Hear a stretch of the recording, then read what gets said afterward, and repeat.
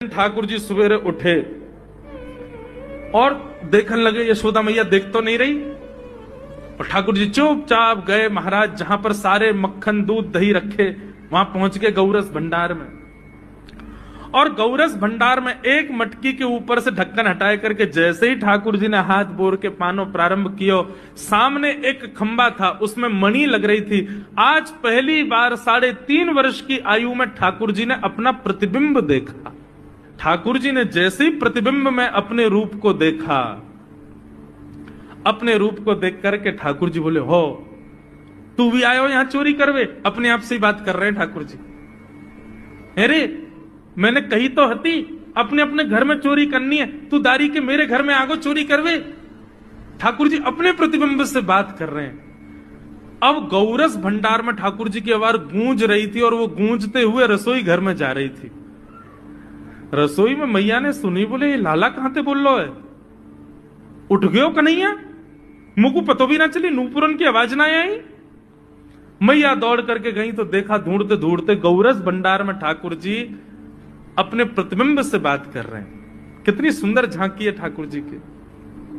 ठाकुर जी मक्खन पा रहे हैं। बोले अच्छा अब आ तो गयो है यहां पे, लेकिन सुन चुपचाप चोरी करके भाग जाइयो, मेरी मैया बहुत मारेगी तोकू।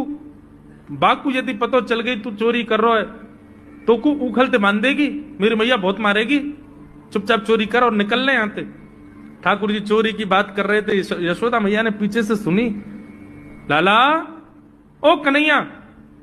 ठाकुर जी घबरा गए, मैया कैसे आ गई? हाँ मैया, कौन से बात कर रहे हो तू? अरे मैया देख हमारे घर में चोर घुसायो है। अपने प्रतिबिंब को दिखा करके ठाकुर जी कह रहे हैं, देख मैया हमारे घर में चोर घुसायो, जे चोरी कर रहे हो हमारे यहाँ के मक्खन की, तुम्हें यहाँ को पकड़वे आयो हूं। नन्हे से गोपाल जी, बहुत मधुर लीला। मैया हंस भी रही है और क्रोध भी कर रही। बोले अच्छा जो चोरी कर रहे हो? बोले हाँ। चल याकू तो मैं पकड़ लूंगी, लेकिन जे बता तेरे हाथ में मक्खन कैसे लगो? तू तो याकू पकड़वे आयो ना। अब मैया या कि मैं कहा बताऊं, तेने मेरे हाथ में पद्म राग के ऐसे ऐसे बढ़िया कंगन पहना रखे हैं, कड़ूला पहना रखे हैं सोने के। जब मैं धूप में निकलूं ना तो धूप की किरण से मुंह को बहुत जलन है जाए हाथ में।